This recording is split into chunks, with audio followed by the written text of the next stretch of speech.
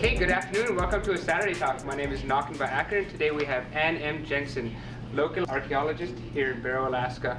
This summer they found a house down at Walakpa and she's going to be describing a little bit what they found and what they were digging up down there this summer. Thank you, Ann.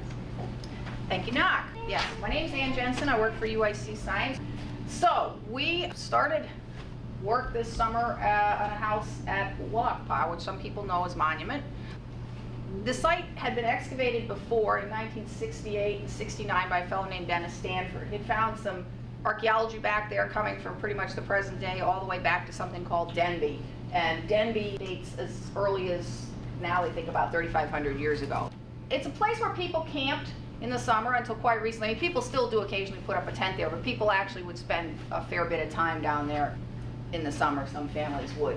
So it had been a stable site for quite a while. I visited a bunch of times, and the bluff was really stable. There was a lot of erosion on the way to and from, but it looked like it was sitting there and it was fine. And then this summer, people were going by and saw a house sticking out of the bluff. This is basically what it looked like in about 2003 when I was there. Unfortunately, I couldn't find a shot taken from the beach, but look at how wide the beach is, for one thing, and look at how much, how stable all this is.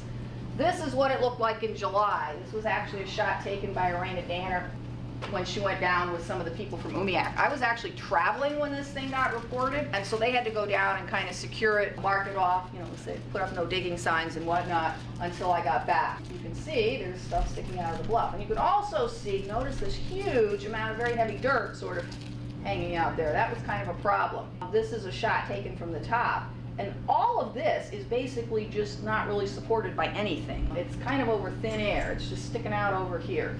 And they put tape around it and everything. And unfortunately, that only lasted for about a week, and then there was a storm, and there was basically strings of tape floating around. This summer, I don't know, those of you who haven't been down there this summer, there was more erosion between here and Monument, probably further south, than I have ever seen. I mean, practically every place along the coast had just slumping and huge overhangs like this. It was just, something was pretty different. Anyway, so we found the house. Obviously, people wanted to save it and stabilize it. We started work there almost immediately. The borough chipped in a fair amount of money. It just took a while for all that to go through. So when we started, it was basically BASC Science, contributions from Umiak, and a lot of volunteers. So I want to, at the very beginning, thank everybody on this list. These are basically the core crew who worked pretty consistently, a lot of different days. Some are volunteers, some of them were actually BASC Science hires, and then these folks chipped in at least a day apiece. So there's 19 or 20 people on there that actually went out in the field and helped, and I might have missed somebody. We were trying to keep track. So we really got a lot of help doing this, and it couldn't have happened without it. So started out with Walter and Jimmy, and I went down to set up the Arctic Oven tent. So we got it up in about an hour and a half, which is pretty good for no instructions. So then the very first order of business really was to get this huge overhang off there, because we were not sure how stable the underlying structure was, and there was not really a good way to work on a lot of it from above. It was clear we were going to have to, to get enough manpower, we were going to have to be able to work from here, but I didn't want people down here, actually excavating and moving dirt when we had this huge thing that probably weighed, 5.5 tons or so, because it was wet dirt. It was a bit of a challenge trying to get this off, because at first we were going to try to cut it with shovels, but we couldn't. And because it was too unstable, we were afraid we were going to knock the whole thing down and maybe take what we were standing off. So what we finally wound up doing was actually cutting a little trench back from the edge and then taking it off piece by piece. So we're getting ready to cut the trench. Part of the problem was this guy. As far as we could tell, there's only one of them. We never saw more than one at a time. He had dug himself, one of his tunnels goes right underneath all of this. So there really wasn't very much, including roots, holding all this in place. So we basically took all the sod off, set it back here, and started working. And practically the first thing we found was this queen.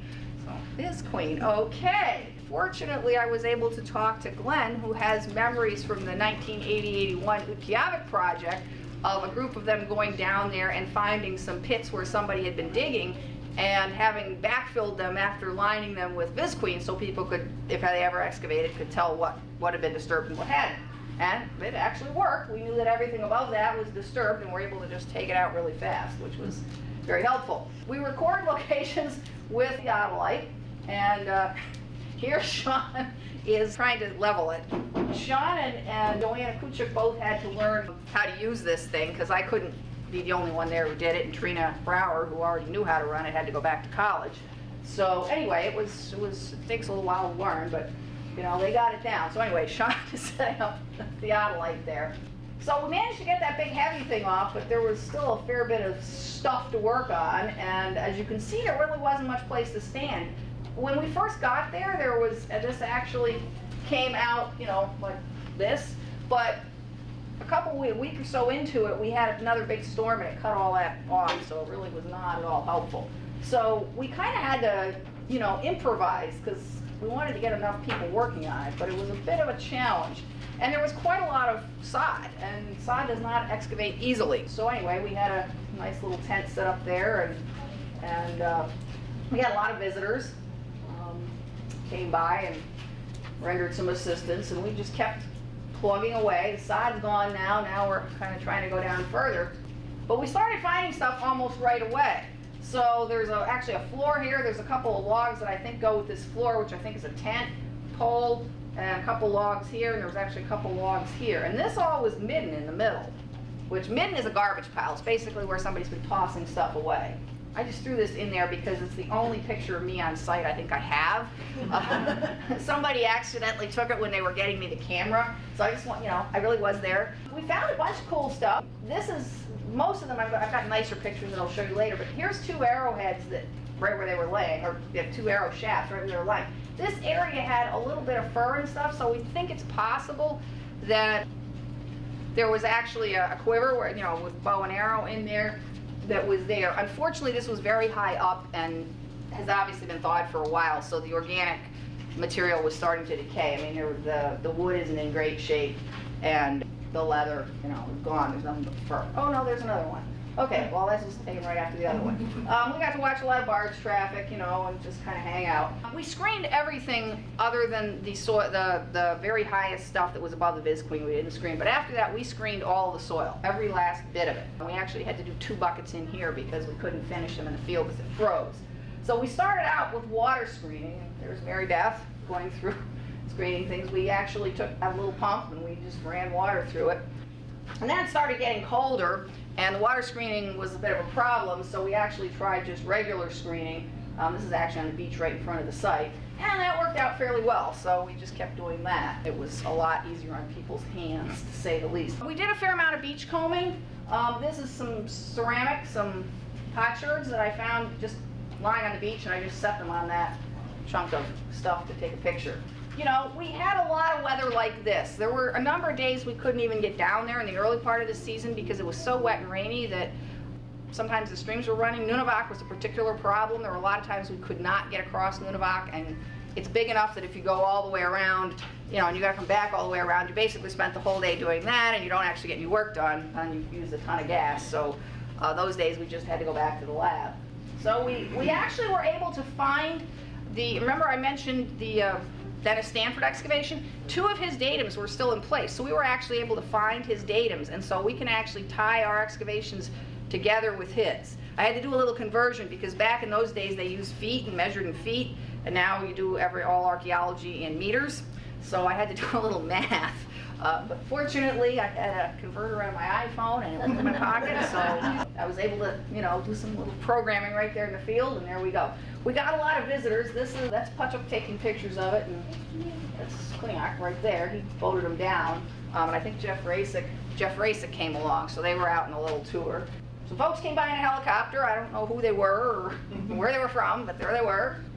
It got to be really pretty challenging. I mean, some days, you know, the surf was pretty much up to the bottom of the site, and it was a very small excavation. We were trying to, I didn't want to open up a huge area because I knew we weren't going to be able to finish a huge area because we only had, you know, a little while.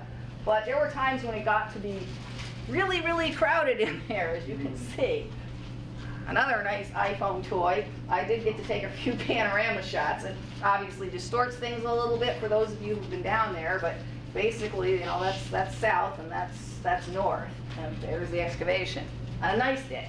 But then we ran up against the weather. It started getting cold. It was a very complicated site. That was the other thing. It was fascinating how complicated it was. There are actually, that floor is kind of up here that I showed you, and then there's more floor here. There's another level of floor here. There's logs coming this way. Then underneath them there's logs going that way. And this seems to be the structure of the main house, the kind of the sort of bottom structure of it. So it looks like this house was probably reused a number of times, maybe new floors, and they may also have done other things with it. I built an ice cellar in it, or who knows what. And then later on, it looks like there was at least one or two, probably tents up on top. One of them at least must have been long-term because they had the plank floor. But there's no, it's not a semi-subterranean house. It's a surface thing, and there's no sign of walls there. There actually, at one point, there seems to have been, because we can see a little bit of it here, there seems to have been a pit that must have been holding meat, because it's filled, it's got a lining of like this dark red sort of material. You can see a little bit of it here, maybe not very clearly, but you can. It goes underneath this stuff, but it's over these floor things. So at some point, it looks like this place was holding meat, because marine mammal oil, as it kind of renders out, like if you're making miso or whatever, when it sits in the ground for a long time, it starts to get red and it starts to get thicker like peanut butter, and if it kind of freezes, it gets real thick. And there was an awful lot of that in the ground. The ground, some places the ground was more fat than soil, I guess I would say. You could actually mold it into balls, and it wasn't clay. It was you could smell it. It was there's no question what it was. So here's the floor, pretty well cleaned off. There had been a pot here that probably was crushed by the digging. This stick may even have been something that was helping hold the pot in place. But see, this is a nice floor. This isn't something you're going to stick up if you're going to tent someplace for a couple days. Nobody would go to that much work.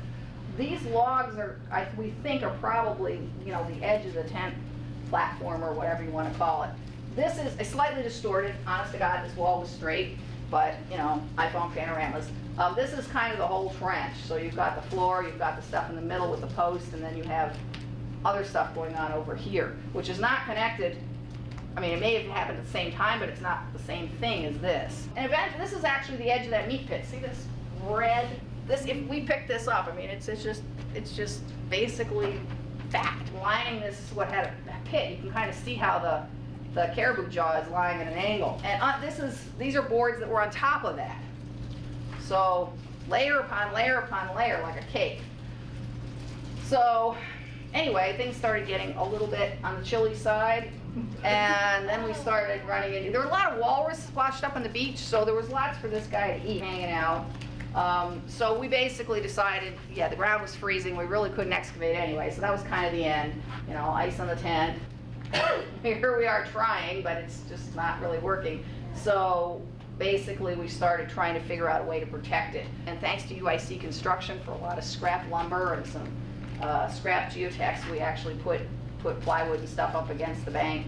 We found a lot of loose sod right on the beach, so we didn't have to cut any loose sod. We could just go, up and down the beach and just pick up stuff that was lying there, and then we stacked all that. We let this really freeze, and then we covered it up with whiteboard. And then after that, we put geotextile over it and draped it all down the front and really nailed it in as well as we could, and then put all the sod back on top of it. So we found all kinds of things for weights, whatever we could scrounge off the beach, because we didn't really have a big budget for this. And then we took our tent down, and we packed up, and we went away. And some of us were very happy. Very bad. So what did we find? I mean, it was a lot of fun. Some days were not so great, but we found everything from fairly recent. This is from about the mid-50s to the mid-60s was this style of knee-high can, I can tell you. So this is probably from one of the families that was camping or picnicking down there sometime in that, that time range. Now, of course, this is Barrow, so, it could have been the late 60s, because we seem to get everything in the stores a couple of years late. We also found a bunch of other stuff. This is a polar bear, actually the whole thing, other than the flesh. It's not just the claw, but it's actually got the bone inside. This is actually, Mark and Marie Aswark found this on the beach, and they brought it in and donated it to the collection. So I'd like to thank them for that. This is the same muskox horn, just two different shots of it. This was lying on the beach. I actually found, this is baleen. It's a coil of baleen, and it weighs a lot. I mean, this is, it's, well, you can see, that's 20 centimeters, which is, about so big. And it's about this thick. Great big thing. You know, presumably somebody was saving that for making something out of, you know, he just hadn't made the thing yet. And this is another one that Mark and Marie found. This is actually a baleen scoop or spoon with a hole to suspend it. We found a bunch of ceramics. We did not find very much in the way of modern ceramics. So that was you know, most of the stuff is earlier. This was obvious. This is the kind of pottery people made before contact, and it's not very durable. So people, as soon as they got access to other stuff, I think people pretty much stopped making this because there were some fairly nicely made ones. I mean, this is the inside of these. This is the outside, and they flake and delaminate and everything. But this is the inside, and that's pretty nice. This is the same piece. It's an ivory bird dart side prong. This is an antler handle for something. This is just flip side. This is actually a scraper. Found a lot of arrows. Okay, so this is actually probably a bit more recent, but most of them actually had bases like this, with just a knob kind of thing, and not apparently real steep shoulders, which tells you something about the age. They're actually fairly old.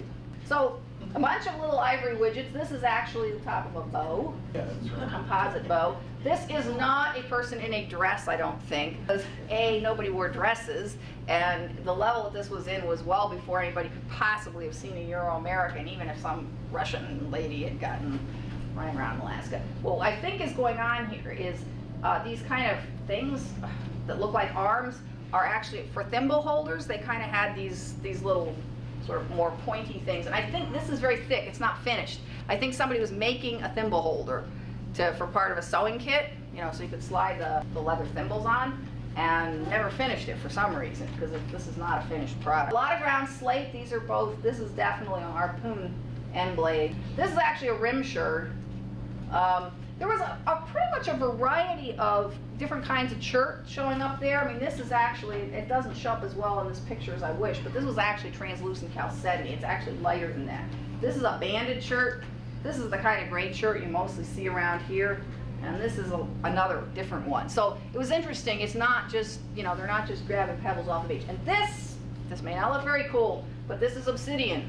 And as far as I know, and I've been asking other archaeologists, as far as I know, this is the only piece of obsidian that's been recovered archaeologically on the North Slope so far. I'm going to take it down to Fairbanks and go see Jeff Rasick, who has a XRF machine and has a big database of obsidian, because you can actually, using X-ray fluorescence, you can actually group obsidians by what source, what mountain they came out of.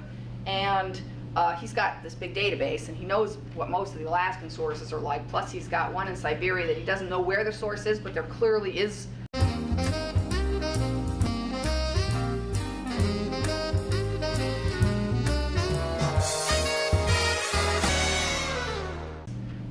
This is a stone which obviously has been modified and used, that you don't find a rolled stone on the beach. Both ends are flat. If anybody has any suggestions for what somebody might have been doing with this, love to know. This is what is it? Okay, remember the arrow shafts that you saw in the field lying on the ground? Well, these are them when they're a little cleaned up in the lab. And this, I think, is some kind of probably like a kayak fitting or something, because it's actually hollowed here like you could rest something against it, but it's too big to be like a finger rest for a throwing harpoon, I think, unless it was some guy with really big hands. A lot of ivory. These people really had a bunch of ivory. I mean, this was something they were making and never finished. Obviously, they were into drilling, because that was basically roughed out by lots of drill holes. A lot of ground slate. This is the same thing flipped over. And then we got a lot of harpoon heads. And the thing, and this is where we get to the timing, almost all of them are open socket, which means that the shaft went in this socket here, just laid in there, the foreshaft, as opposed to fitting into a hole. And in general, open socket are earlier than later, and they're also lashed open socket. Triangular line hole. I'm not going to get too geeky about this, but you can see it's not a single spur. There's a couple of lumps there. This one has a definite second one. This is quite early. This is self-bladed, and I actually think. And this one actually came with both some of the lashing in place and a little piece of what I think, I didn't poke around, I want to take it out and sample it carefully, what I think may have actually been the line. And it looks like they had to fix it at least once. This one's very, very thin. I'm not sure if I have the picture in there or not, but you can actually see light through it. You know, if you hold it up in front of a bright light, you put your finger behind it, there you can see the shadow through it. So it's kind of hard to imagine. I mean, it would have been very, very sharp, but it seems like it would have been prone to breaking really easily if you were out using it, and it was a lot of work to make. So I don't know about, you know, what the deal is with this one. Here's another one with, you know, extra spurs. Otherwise, and this is not finished. See, this one does not have a hole for the foreshaft. So this one, I guess, I don't know, they broke the tip and they threw it away? I don't know, because like I said, all these were coming out of the midden. Again, you've got, and this one again had to be resharpened. So I'm guessing they broke the tips on these things a lot, which makes it kind of weird they threw that other one out. This one is interesting because it's got a number of barbs, some decoration. Okay, so what the harpoon heads basically are telling us, these are the kind of things that are right around the transition from Bernark to Thule. Possibly, you could see these in a Bernark site, you could see them in an early Thule site. Looking at the harpoon heads, I would say this is quite early. And this was not that deeply buried. So it looks like at least this part of the site, although it seems to have been used up to practically the present, I mean, look at the pop can, most heavily occupied fairly early on, and we're lucky that the stuff actually preserved, because this stuff is in really nice shape. And this was actually fairly high up, so I'm not quite sure, it could be a little bit later, but anyway, this is an ivory, maybe hairpin, but it's got, you know, some engraving, and it's kind of neat. So anyway, I wanted to say thanks to the UMIAC staff for going down and saving the site, the UIC science staff for helping with the tent, putting up, and the borough, of course.